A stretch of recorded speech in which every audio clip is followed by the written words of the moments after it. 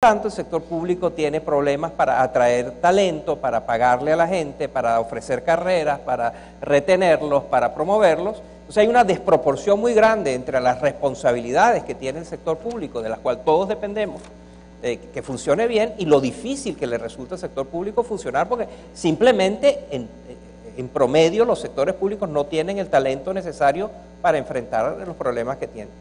A mí, por ejemplo, si me preguntan, bueno, ¿qué podemos hacer nosotros los empresarios, para que eso cambie? Preparar las reformas.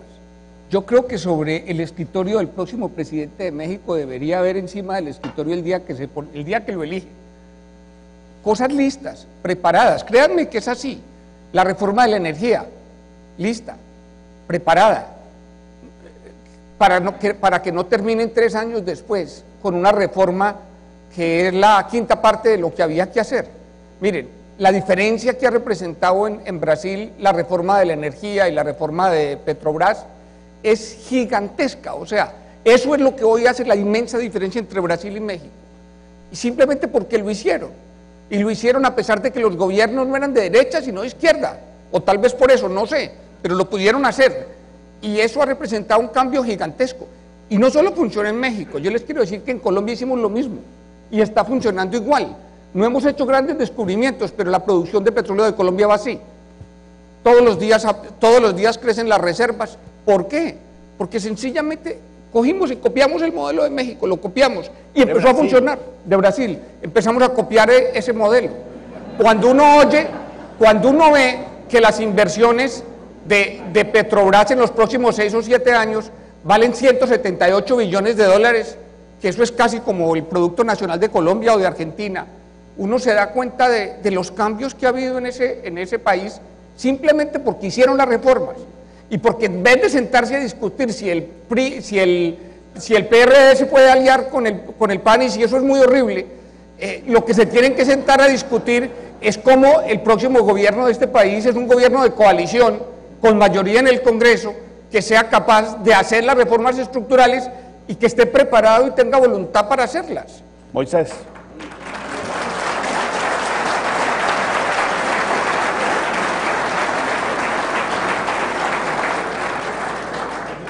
El presidente Gaviria está disponible en caso de que necesiten un buen gobernante. Ya que aplauden, una pregunta, hoy en día, ¿cuál es el candidato que está punteando aquí en las encuestas? No hay candidato. ¿Quién, perdón? Peña Nieto. ¿Lo conocen? Estado de México, más o menos. ¿Está preparado? No creo. No está preparado. Pero no, es que ese problema solo se puede resolver si alguien le ayuda a construir una plataforma de reformas estructurales. Y si se preparan, inclusive con prescindencia de quién va a ser el presidente. Y si se preparan bajo la idea de que yo creo que este país le debería exigir a sus candidatos presidenciales que digan que están dispuestos a hacer una coalición y que van a construir una mayoría y que la van a usar, porque si no es así, el sistema presidencial de este país va a colapsar, porque es que ¿para qué sirve un sistema presidencial que no permite gobernar, que no permite hacer los cambios que el país necesita? ¿Para qué sirve?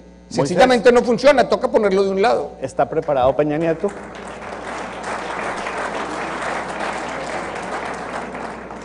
No hay, yo no veo que haya mucho en su pasado que lo haya equipado para enfrentar el tipo de problemas que tiene. También creo que es injusto pedirle a nadie que esté preparado para enfrentar la magnitud de los problemas que hay, y ahí hace falta un esfuerzo colectivo mayor. Uno de las perplejidades que uno ve en México es que uno habla con la gente como ustedes y gente que sabe, y hay 3 o 4 cosas que son como obvias, que no hay duda que México tiene que hacer y que todo el mundo está de acuerdo en que hay que hacer. Uno es el tema de la energía, y hay otros temas, el tema de la educación y los sindicatos, hay varios temas. Yo supongo que si uno pone una lista de 3 temas aquí, saldrían algunos con consenso 99% de que es indispensable hacerlo y que va más allá de este salón. Sin embargo, lo que uno queda perplejo de México es cómo, siendo tan obvias las cosas que hay que hacer, lo que les cuesta hacer. Entonces, está pasando algo. Cuando algo que es tan obvio y sobre lo cual todo el mundo está de acuerdo no pasa, es porque está pasando algo distinto. Moisés, pero los presidentes que no están tan bien preparados, lo que importa es que se rodeen y se asesoren bien. En el caso de Chávez, por ejemplo, vi que acaba de nombrar al comandante Valdés como su gran consejero y líder en el tema de la Comisión de Energía Eléctrica. ¿Por qué no nos cuenta un momentico, primero, quién es el comandante Valdés y segundo, cuál es la experiencia que él tiene en el tema de energía?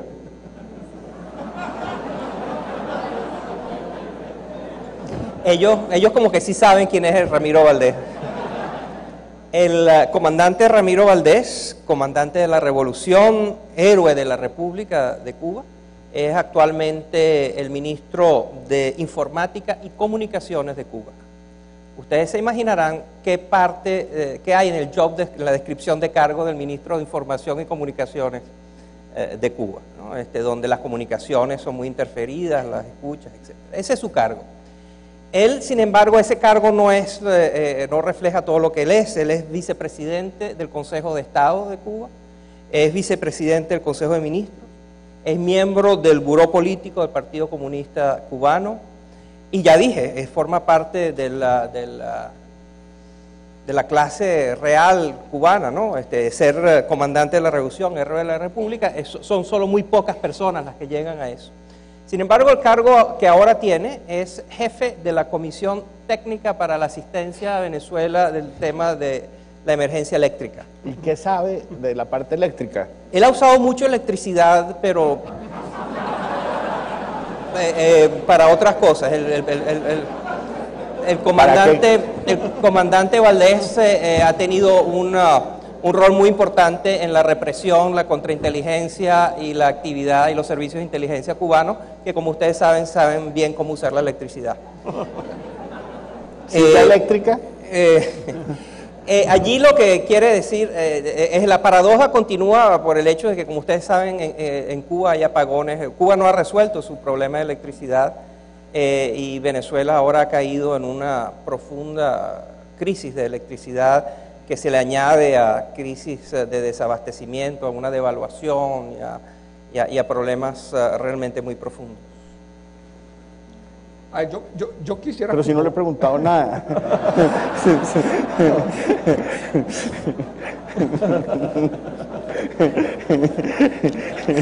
No, yo quiero un poco regresar al tema de México, y al tema de México de antes de la crisis. Olvidémonos de la crisis y de cómo cayó la economía el año pasado. Y voy a esto. En este país, antes de la crisis, había cierta complacencia con la manera como el país se estaba desarrollando, como cierta comodidad, simplemente porque no había crisis. Crecían un punto menos que Estados Unidos, 3%, llegó a crecer 4 y algo algún año, 1 o 2% otros años, y había cierta complacencia con esa situación. Yo creo que eso es muy grave, porque es una muestra de falta de crítica y de autocomplacencia con la situación. América Latina en el 2007 creció al 5,6 y en el 2006 creció al 5 algo. La economía mundial, el comercio venía creciendo al 8%. Latinoamérica en promedio al 5,6. Brasil en el 2006 y el 2007 empezó a crecer a 5%. Para no decir que Colombia creció al 7 y que Perú creció al 9 y que Chile creció al 8 y cosas de esa naturaleza. Y esta economía creciendo, si acaso, al 3%. Estamos hablando de antes de la crisis. ¿Qué se viene? Se viene un periodo de menos crecimiento de la economía mundial. Eso es claro para todo el mundo, nadie pone eso en duda. No vamos a regresar pronto a las tasas de crecimiento que había antes de la crisis. ¿A qué se había abocado México? Al estancamiento. Porque si van a crecer 1 o 2 puntos menos que Estados Unidos, si en ese entorno no eran capaces de crecer, ¿cómo va a ser ahora?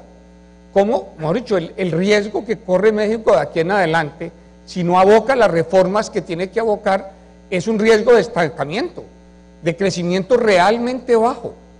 Y a mí me da pena con Ernesto Zedillo. Él dice, no, eso es igual. No, Brasil va a crecer 5 años este año 5%. La economía de Brasil el año pasado creo que ni cayó. ¿Cómo fue el crecimiento de Brasil? Flat. Bueno, no es lo mismo, Pero bueno, es distinto, pero bueno, puede tener una explicación. pero ¿cuáles son esas reformas? O sea, ya dijo que la de la energía es una. Digamos, ¿cuáles son esas reformas fundamentales que tiene que hacer México, que estos señores tienen que ser responsables de ponerlas en la mesa del próximo presidente? Yo dejo que Moisés diga una teoría que él tiene, que yo comparto plenamente, pero que la diga él. A ver, Moisés. Yo, como ustedes se dan cuenta, él y yo hemos hablado de... miren, México tiene un problema importantísimo de cuellos de botella y de dificultad de crecimiento que ha dejado perplejo a todo el mundo. Uno de los temas grandes es por qué México no crece. Y hay muchas teorías y yo creo que Ernesto Zedillo dijo algunos puntos válidos anoche. Hay un tema, sin embargo, yo creo que México tiene un problema grave de obstáculo al crecimiento que tiene que ver con sus carteles. Y no con los carteles de la droga, sino con los carteles de todo. Este país está cartelizado en todo. Está cartelizado en los sindicatos, está cartelizado en el sector privado, en los medios de comunicación, en los políticos, en las tribus que operan en el sector judicial, en casi todo. Hay grupos que se han generado que impiden la competencia, que impiden la entrada de otros, que limitan. En general, este país creo que sufre de una alergia a la competencia mayor de otros y mayor de lo deseable. Hay que destrabar y hay que empezar a no tenerle miedo a competir. Y este país está lleno de sectores en los cuales hay miedo de competir, incluyendo aquí estamos llenos de capitalistas que le tienen miedo a la competencia, ¿no? Y no puede haber capitalismo sin competencia. Y eso no solo es el sector privado, eso lo hemos visto solo piensen el tema gigantesco que tiene México por delante con la reforma educativa o la reforma de la energía que hablaba el presidente Gaviria, etcétera. Siempre terminan en que hay un grupo pequeño que tiene un control muy grande. Entonces, en la medida que no se destrabe eso, va a seguir siendo muy difícil que México crezca como debe crecer. Bueno, precisemos. Energía, educación, ¿cuáles son las otras? No, pero perdón, en educación es bueno decir esto. Ningún país habla tanto de lo que está haciendo en educación como México. Que la educación sea pertinente, que sea no sé cómo, que sea no sé cuánto. Yo he hablado con secretarios de Educación de México por años y se dice que se está haciendo un gran esfuerzo, ha aumentado el presupuesto de educación y la participación de la educación en el producto. Pero seamos francos, como lo vimos en la presentación de hoy, cada vez que hay exámenes internacionales, México sale donde sale, 50 y cualquier cosa. Eso es lo que pasa, esa es la realidad, y eso pasa con todos los países de América Latina, no solo pasa con México. O sea, a la hora de la verdad, en el impacto global de lo que se está haciendo, el país no se mueve en materia educativa. Eso es la realidad. ¿Por qué? Porque por muchas razones. ¿Pero cuál es la principal? La principal en educación primaria y secundaria son los sindicatos. El problema de las uniones de México sindicales es tremendo, o sea, sí es el problema más grave en términos graves, pero esa no es la única razón. Es que en Latinoamérica en general y en México muy particular, el tema principal de la vida pública debía ser la reforma del Estado. No hay nada más difícil que reformar la educación o la salud o la justicia, nada. Usted reforma la economía, usted cambia el mundo empresarial, usted hasta puede cambiar la política energética, pero vaya cambie la educación, vaya cambie la justicia, vaya cambie la salud, y se encuentra con unas resistencias formidables y con una falta de voluntad política impresionante. La voluntad de los gobiernos para reformar la educación o la salud es nula. Ponen a cualquier ministro, ponen a cualquier persona que no sabe, no le dan ningún respaldo, son comodines de la política. Eso tiene mucho que ver con la capacidad de esos sindicatos para paralizar el país. O sea, hay pocos gobiernos que aguanten una huelga prolongada en el sector salud, en el sector educación. Los gobiernos son muy sensibles a que les hagan huelgas de ese tipo. Aquí se hicieron reformas económicas muy importantes en este país, sin duda, no hay la menor duda, pero las reformas del Estado que se necesitaban después de que el PRI terminó su cosa autoritaria de 7 décadas y aquí se armó una verdadera democracia, reformar el Estado se volvió una tarea inalcanzable, porque además se perdió poder político, los presidentes de hoy son mucho más débiles que los que había antes por la naturaleza de la democracia y por todo. Y entonces aquí el Estado le está pesando demasiado a este país. La incapacidad del Estado para cumplir sus funciones básicas